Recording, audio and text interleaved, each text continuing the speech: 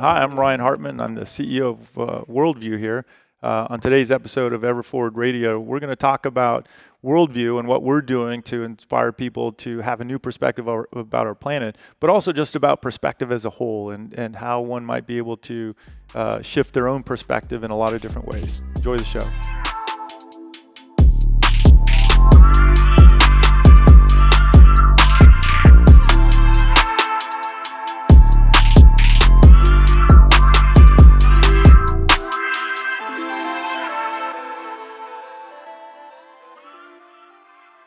Ryan, welcome first Thank and you. foremost. Thank you so much for having me here. Yes. I'm just gonna take a moment and just soak all of this in because, like I've shared with you before, this is so meaningful to me. Yes. And just the work that I've come to understand you all do is already so meaningful to me. Thank you. I cannot think of anything cooler, anything more of interest to me than space. Yeah. But beyond that, it's what I love most about what you all are bringing to the surface here. It's yes, the obvious. It's space tourism, helping people see and experience the world from the top of the world. But it's that perspective change. Yeah. I would love to kind of just go there first. Yeah, you know, when we designed our space tourism business, it started exactly there. And we spent a lot of time thinking about, how do you design a meaningful experience for people? And we started with our purpose, our why, and that is that we exist to inspire, create, and explore new perspectives. And when we really thought that through, what is a new perspective? It embodies inspiring people. It embodies exploring. It embodies, finding something that is unique so that we can contribute to a radically improved future. And when we thought about perspective, there was two things that really became obvious to us, and that is that you really have to focus on where you're going to offer this experience. And then second, the time that you enable people to spend there where you're offering it. And two, time ascended above the earth to be able to take it all in. And I'll touch on those both of you, but I'll tell you, I've long been inspired by a quote from Plato where he said, "For one to truly understand the earth upon which we live, man must first rise to the edges of the atmosphere and beyond, for only then will they truly understand the earth upon which we live." And it's like, however many thousands of years ago, that those words were spoken. Yeah. And here we are in 2021, finally making that a real possibility for trying to grasp that. Yeah, and make it a real possibility for you and I. Right, it's only a handful of people who have ever experienced that, and so when I say that the perspective is about where you offer the experience, and two, the time that you offer there, and time at the edge of space, the idea of place, it really comes back to kind of this mission that we feel that is important of rediscovering Earth. Rediscovering, I like that. Rediscovering Earth. And so I love the planet we live on, right? I'm a fan. Yeah, me too. I love fan, mountains. We were just out looking at Mount Lemmon here and the snow on the mountains. And I love oceans. I love playing on this Earth. I find myself outside constantly, right? I love the fact that we have this amazing playground that we call Earth. So the idea of designing systems to explore new planets and to find a new planet, a Plan B planet, just doesn't resonate with me at all. Really? Yeah, at all. Wow. Okay. I'd like to find a way to enable people to rediscover this Earth and enjoy the beauty of this Earth, understand the fragility of this Earth, and do something about it, right? Because the reason that we need a Plan B planet is because we're not doing a very good job, and so So the idea of rediscovering Earth is something that we were like, okay, that's the mission. Rediscover Earth. You know, we can take people up to the edge of space. We can give an opportunity to view the Earth, but it has to be more than that. And so we said, okay, place is important. And so we came up with what we call 7 Wonders of the World Stratospheric Edition. Not a bad plan. Yeah, not a bad plan. Not a bad plan. Yeah. And so it's the Grand Canyon, the Great Barrier Reef, the Great Wall of China, Aurora Borealis out of northern Norway, the Giza Pyramids, the Serengeti, and the Amazon jungle. And what that provides our customers with is an opportunity to truly immerse themselves in a wondrous place on our planet. The most wondrous places. Yeah, I mean, that's kind of our idea. Yeah. And so, you know, the Grand Canyon is a great example. I mean, it's a beautiful, beautiful place to visit. And there's a ton of history there. And you see the effects of climate change. You know, you see the impacts of wildfires, you know, and what were once beautiful forests surrounding the Grand Canyon. There's a lot of burn scar around the Grand Canyon, you know, but you can experience all of that, you know, and one day you can be standing on the edge of the Grand Canyon just seeing how massive it is. And the next day ascending to the very edge of space, to the very edge of the atmosphere and beyond. And see how small it is. And see how small it is, right? And so that creates an opportunity for people to feel something different, unique, you know, and have an emotional response to that.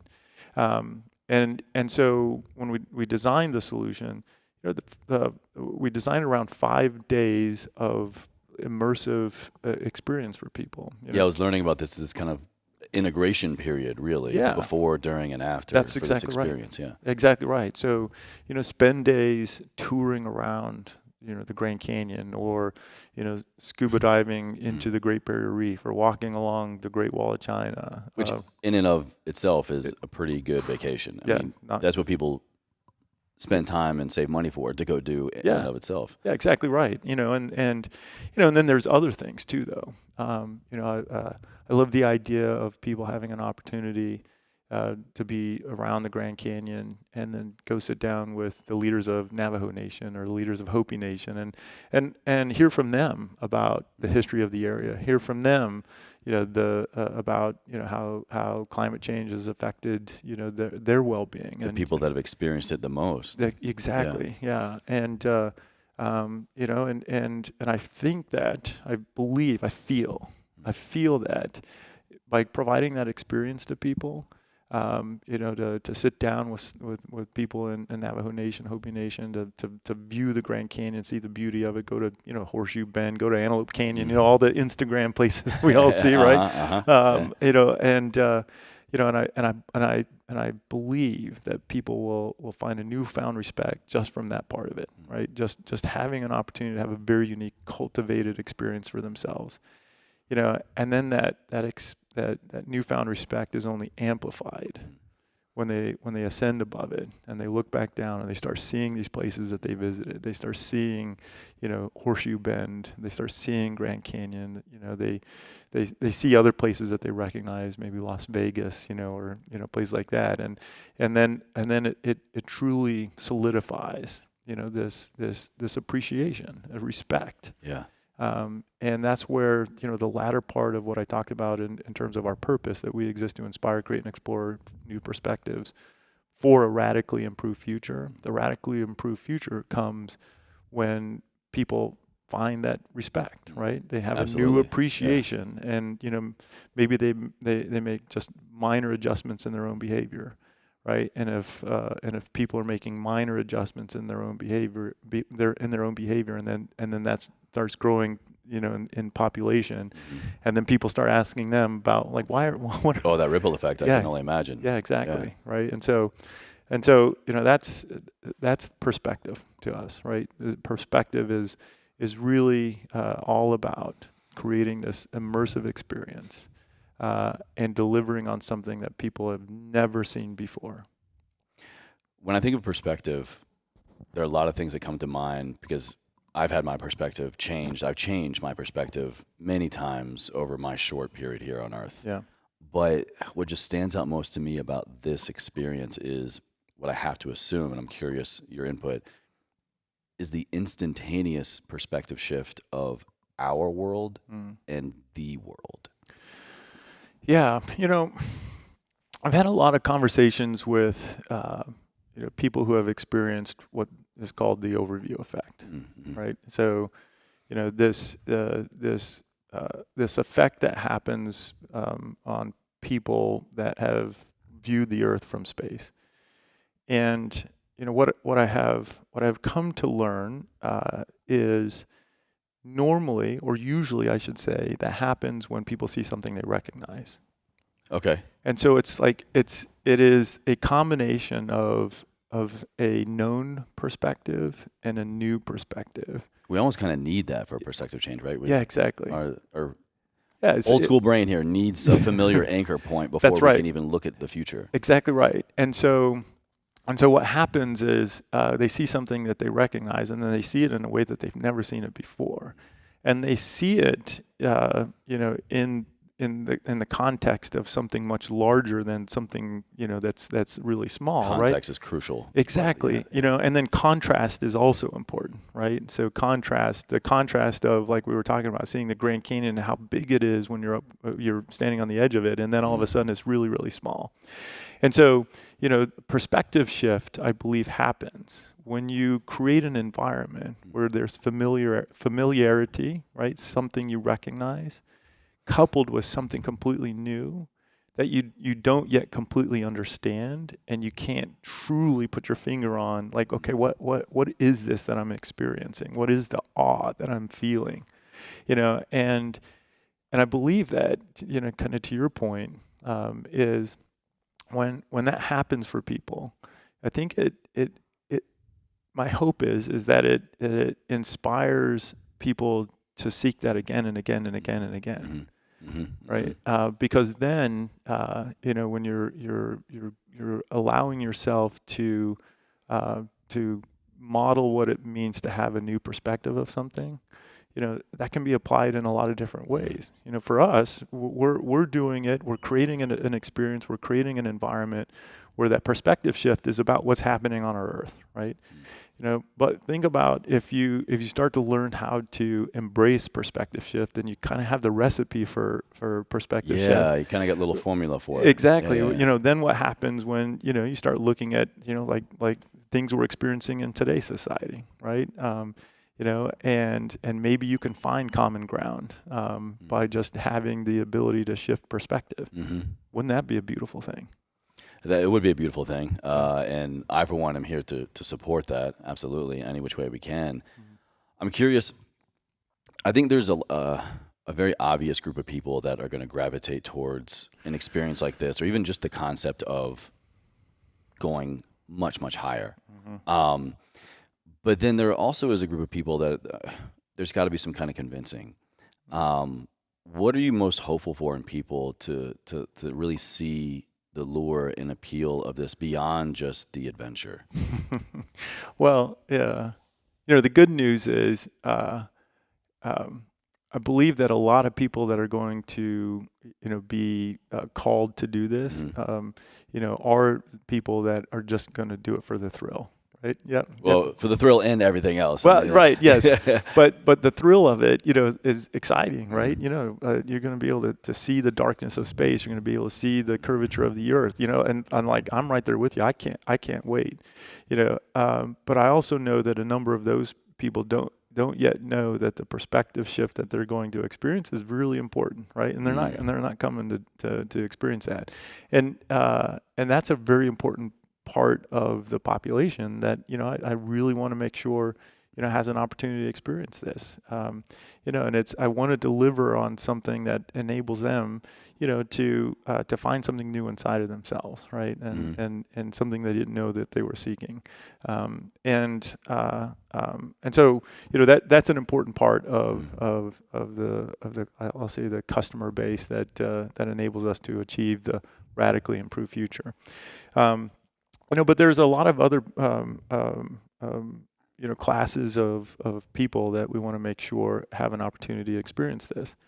And so I'll start with, another important component of inspired perspectives or creating new perspectives, and that is how we've priced this.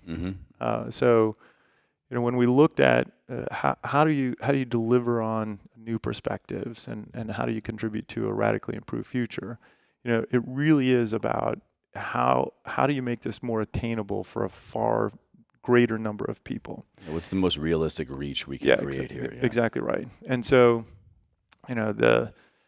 we still have to run a business, right? Turns out, if you're a for-profit business, you got to turn. You got to bring something in. Yeah. Yeah. And so we spent a lot of time, designing a business model and a solution that enables us to get down to, at least at the start, $50,000 per ticket.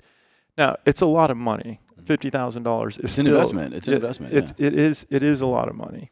That's not lost on me, and I'm not done trying to figure out how to make this more attainable. So there's two things we did. The first thing is we partnered with a group called Space for Humanity.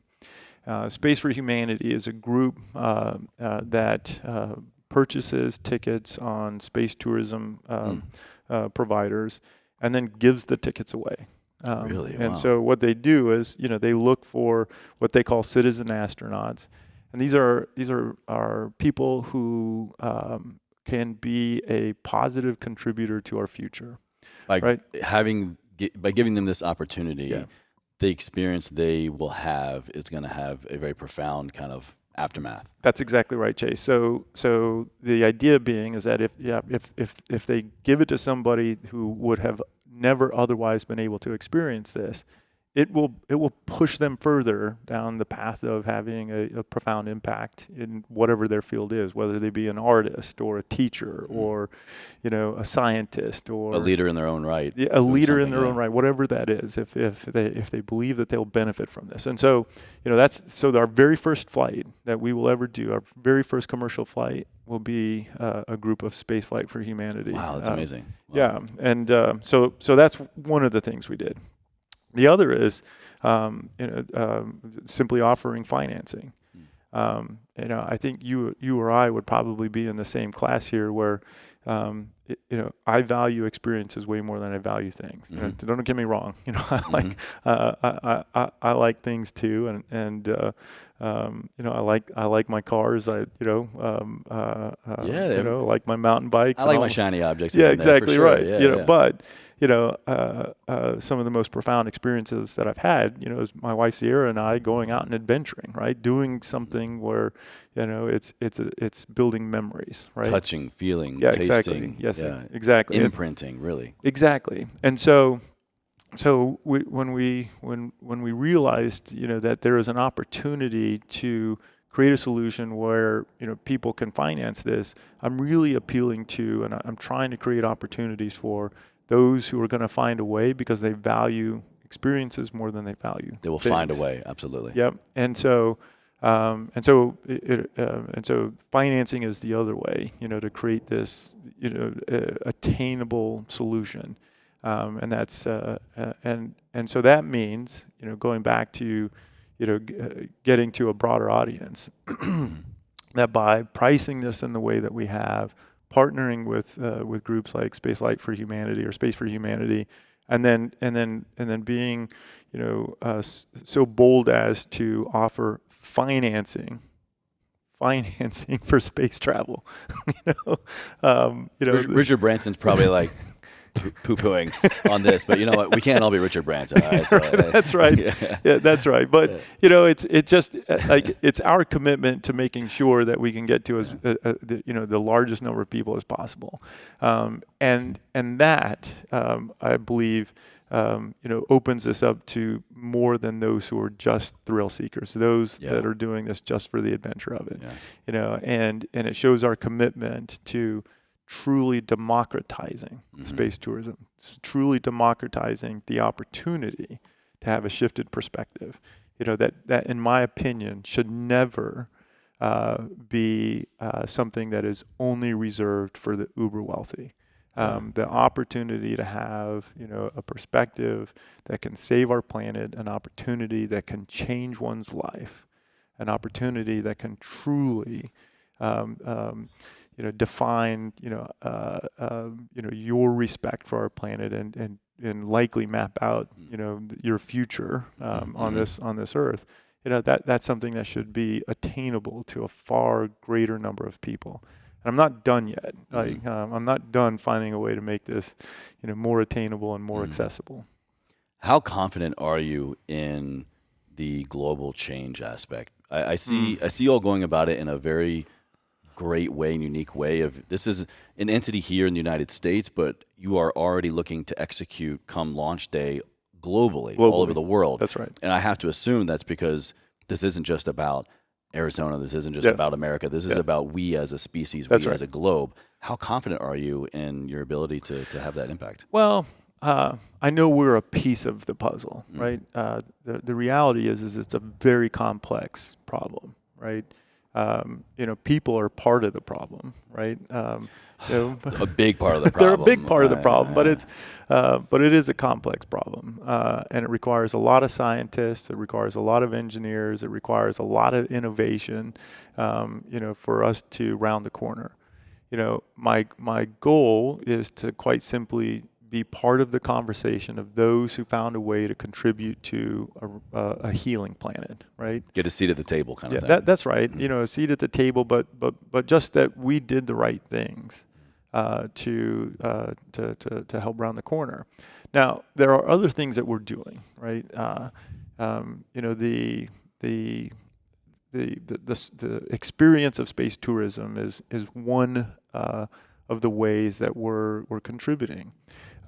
There's a lot of other things that we're doing. One example is, we talked about our mission being Rediscover Earth, right? And we've designed an experience around rediscovering Earth.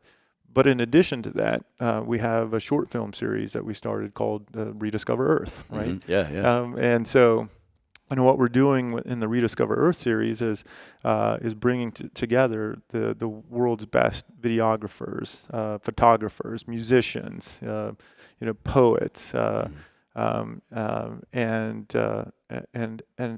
having them help us tell the story. And the reason that that's important is, just what we just talked about. $50,000 is still a lot of money. And by offering financing, yes, we're going to open it up to a lot more people. But that still means there's going to be a significant number of people that are never going to be able to experience this. In addition to that, I don't know that I'll ever be able to produce supply that meets demand. That's a whole other variable, right, absolutely. Exactly, right? And so we have to do more. We want to do more. And so, by enrolling the world's best videographers and photographers and musicians and storytellers, podcasters, it gives us the opportunity, to share a perspective with people, right? To share a perspective of what's going on around our planet, and it gives us an opportunity to open it up beyond the 7 Wonders of the World Stratospheric Edition, right?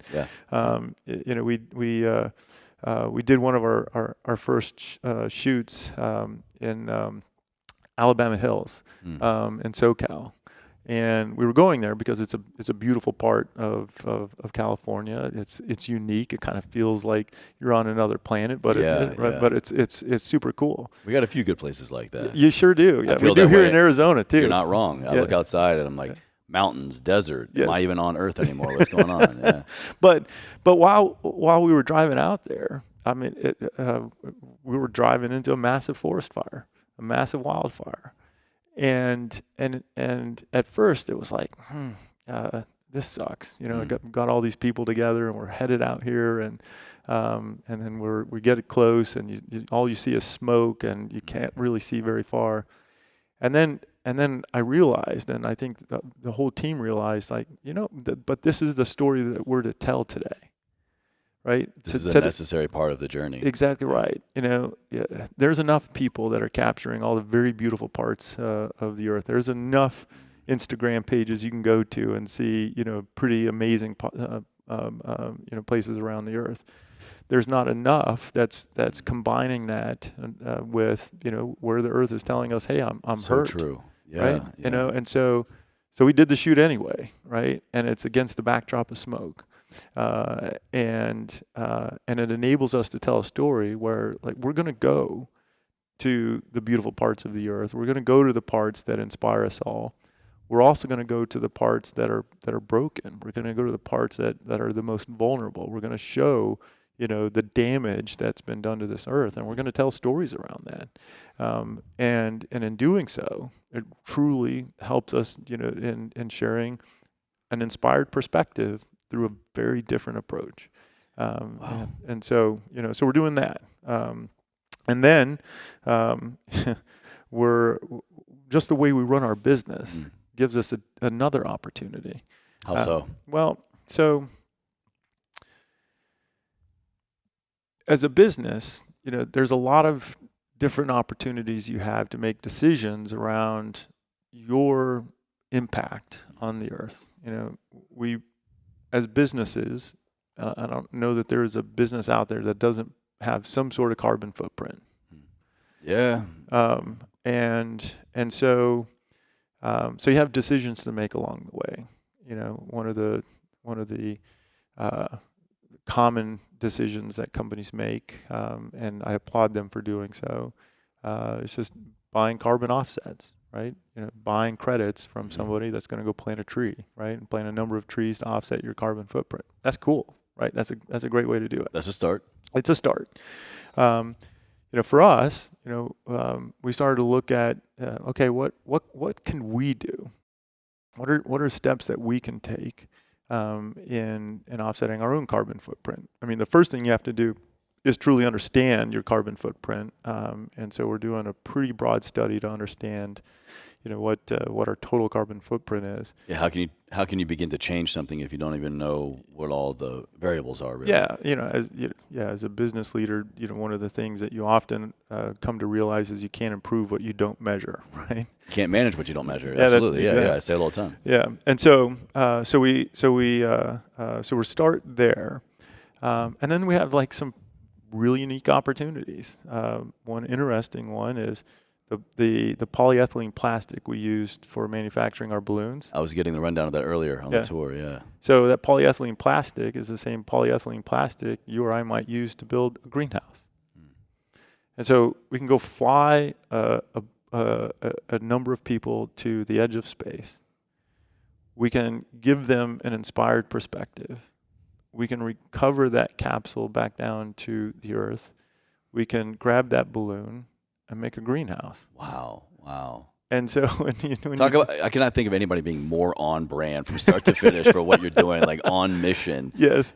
Every aspect of the way. Thank you. Wow, And so if you can build a greenhouse, well, then you can grow tree saplings, right? And our balloons are pretty big.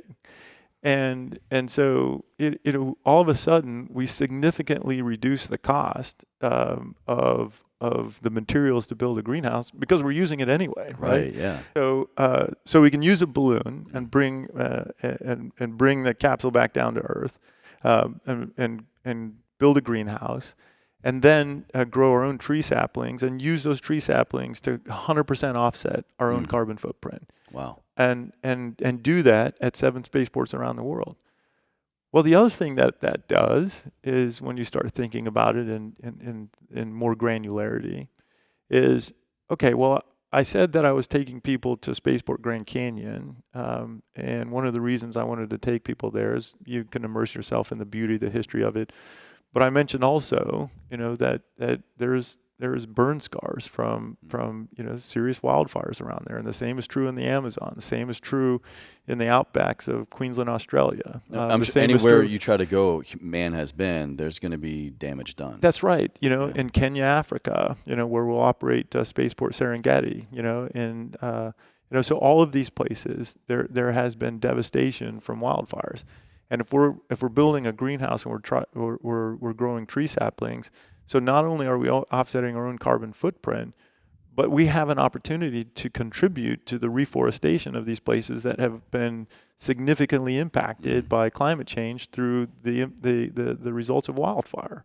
So when I talk about there's more that we can do, like we're never done thinking about like how might we be able to run our business in a way, and what decisions do we need to make along the way to find a way to have a positive impact. Yeah. And so then we started thinking like, okay, yeah, we'll build greenhouses and then we'll do other things, like we can't, it's still a lot of balloon, it's still a lot of plastics.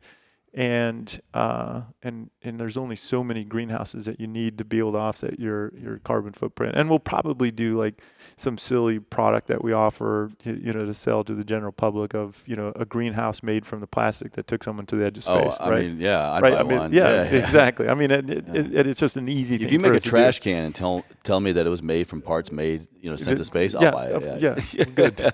Chase, I'll give you a Send referral. the prototype. Yeah, I'll give you a referral code. Yeah. Use code Ryan. You code Ryan, yeah. I know, maybe I'll give you your own referral code. But anyway,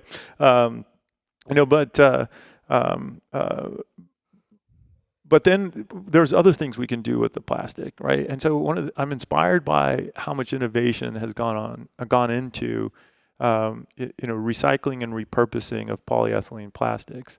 And one of the other areas I'm really excited about is to be able to use the polyethylene that we use to take people to the edge of space and build low cost but high strength building bricks. And so that's another thing that we'll be repurposing balloons into is building supplies, construction supplies, so that we can contribute to low income housing in some of the areas that we're operating, and that's giving back in a different way. Absolutely. Right?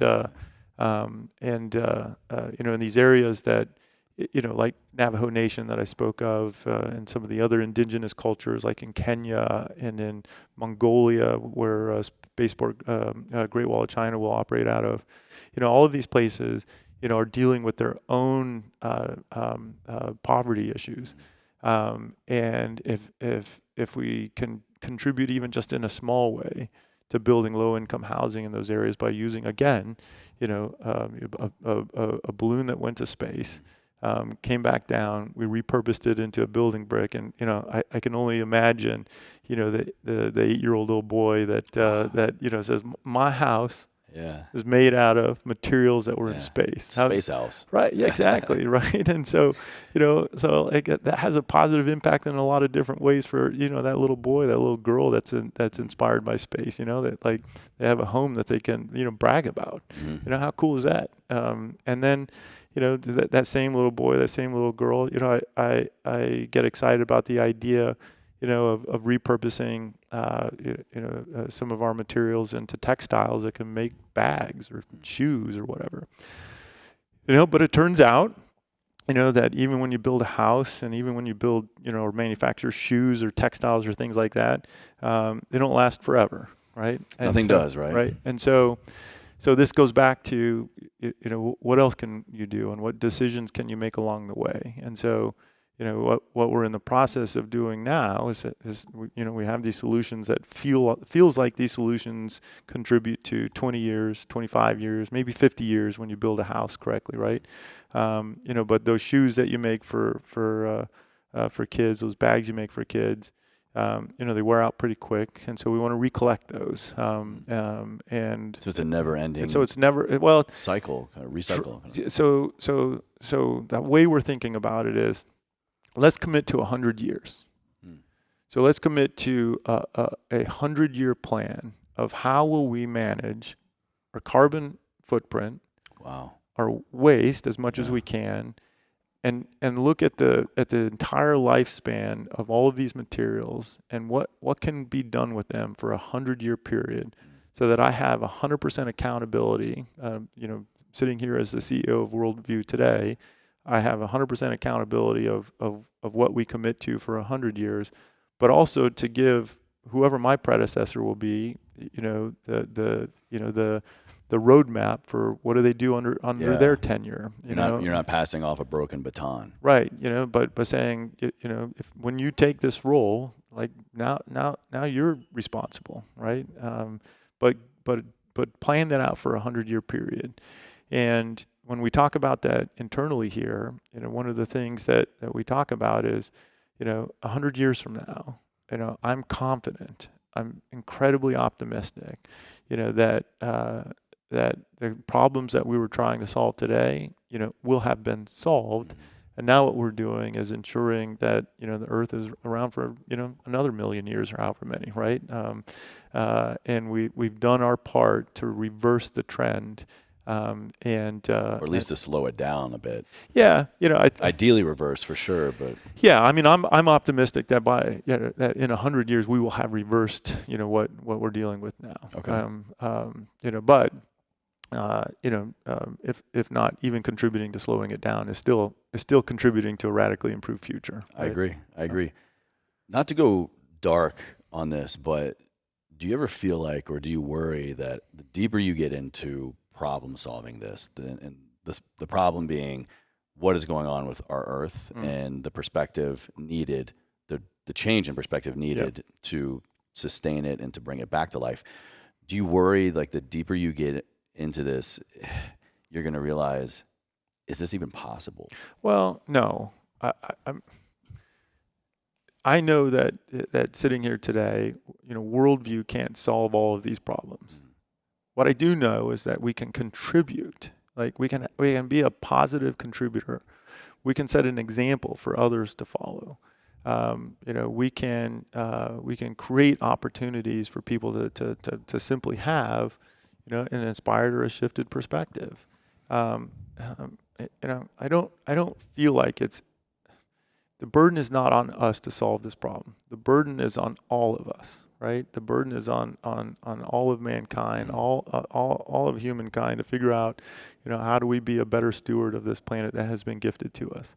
And can we just all hopefully get to a point to realize that? Yeah, exactly. Yeah. Right. And not everyone will get to that point, but we need critical mass, right?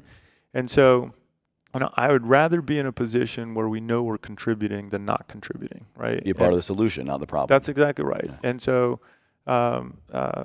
if I could steer this company, and if we had the resources to solve all the problems that we keep uncovering, then of course we would take that on. But it's just not realistic. And so, so it's taking on the mindset of control what you can control, and don't worry about the rest of it. But if what we can control is something that can contribute to a larger impact than just our impact, we will have done a good thing.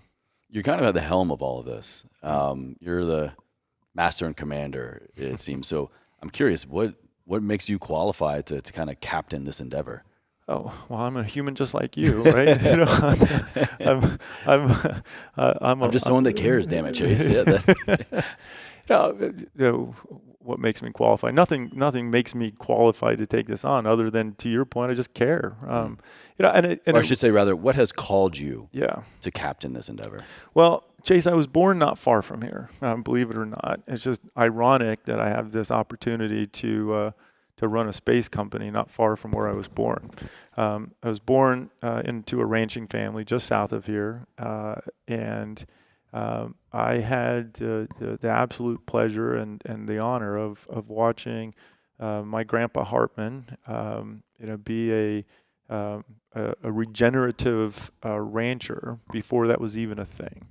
Really? And wow. So my grandpa, had this incredible sense of responsibility for the land that he managed and the cattle that he put on that land.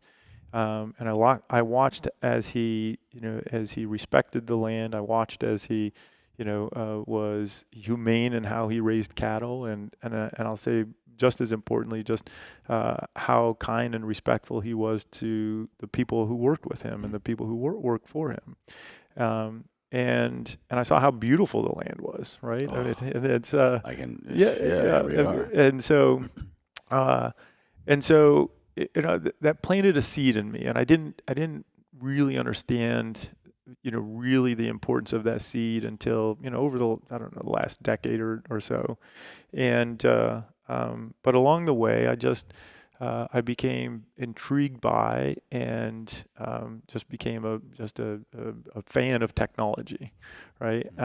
And along the way, those two intersected at one point. And the last company I ran was a company called In Situ. We manufactured unmanned aircraft. I saw that the technology was super cool. These big drones, these big unmanned aircraft. The technology was amazing. It was fun, right? And it was cool to be involved in something that was just new to aerospace as a whole. Oh yeah, I knew some drone guys in the Army. Yeah, that's right. So unreal. Yeah, so we manufactured a system called Scan Eagle. It became one of the widest used unmanned aircraft in the Middle East. And but I saw the positive impact that it had, and I started hearing stories, from people on the ground that talked about, how these systems saved their life. There's a great story. There's this woman that showed up to our headquarters, and she knocked on the door, and the guard opened up the door and asked if he could help her, and she said, "Well, I'm here to hug somebody." And he said, "What?" She's like, "Well, I'm here to hug somebody." And he's like, "Oh." I don't get that every day. Yeah, and he's like, "Well, I'm gonna need a little more information than that before I I need just to see some papers, man." And she says, "Well, I just got a phone call from my son, and he's a Marine, and he was just deployed to Afghanistan for the first time, and he just called home." And he told us that he had just had this amazing experience, and that experience was that he was on a resupply mission, so in a convoy, and all of a sudden they found themselves in the middle of an ambush, and there's gunfire coming from all different angles. They were in this little valley, and they had these tablets called rovers. And they could see on these rovers, there was a top-down view of them, and they could see where the enemy was all around them, and so they knew where to take cover. They knew where contact was exactly, yeah. And they knew exactly where to call for fires to help get them out of that situation. They all got out of that situation with no casualties, and amazing. And so after that, he asked somebody, "Well, where was that video coming from? I didn't see anything above us." And they're like, "Oh, that was a Scan Eagle." And he's like, I was gonna say, where's the eagle in the sky? Yeah, and he's like, "What's a Scan Eagle?" And they're like, "Oh, it's a UAV. We never do a mission like this without a Scan Eagle." Yeah, aerial support. Yeah, exactly. And so he went back, or they got back to base, and he looked up Scan Eagle, and he saw, it was from this company called In Situ, that was headquartered in his hometown of Bingen, Washington. No shit. And he had no idea, and he's like, "Wow, that is so cool." And so he called his mom and said, "You won't believe this. You know that company In Situ? Well, let me just tell you what happened." And so his mom, probably not a good idea to tell your mom. Yeah, I was going to say, mom probably didn't like the story a whole lot. Yeah, but she came right over and knocked on the door and told the guard that, and so the guard let her in, and she hugged everybody she could possibly hug. Wow. And so it was stories like that, or experiences like that, where I realized there truly is an intersection of technology and purpose. And if you can find those intersections, the rest of it just kind of falls into place. And so when we're talking about worldview, and we're talking about new perspectives, and enabling or inspiring new perspectives, it all came from the team here spending time to talk about our own stories. Where are there stories of real substance and purpose, and that led us to describing why we exist as a company, which is that we exist to inspire, create, and explore new perspectives for a radically improved future. And so, what makes me uniquely qualified to do this? Well, it's nothing specific other than enabling a team to find their own purpose, enabling a team to find why they exist, and so that their stories can come true. Empowering other people. That's right. Live up to their utmost potential and contribute to the entire mission here. That's exactly right. Yeah. So anyway, what makes me uniquely qualified? Well, it's just, having that honor of being born into a ranching family, and really just learning the importance of purpose in everything you do. Everything you do should have purpose. And so, having the honor to be the leader of this company, what I get to bring to the table is some passion around purpose, and a few tools on how to bring purpose to life. This far into the mission, I'm curious, has your perspective become more solidified in what you're doing and how you're going to do it, or have you yourself had a perspective change? That's a great question, Chase. I think that what I have been experiencing is an evolving perspective, that only contributes to my passion for what this team is doing. Okay. What I have been experiencing is just seeing the results of people's work. I've been seeing and experiencing, the excitement around the work we're doing, not just internally, but externally. It's what brought you and I together. Is excitement about what we're doing, and so my perspective, has evolved from, coming into this company and seeing that it has some cool technology. And not exactly sure what we were going to do with it, and that perspective evolving into, holy shit, the technology that we have in our portfolio can be a real game changer. It can really contribute to something that is going to be,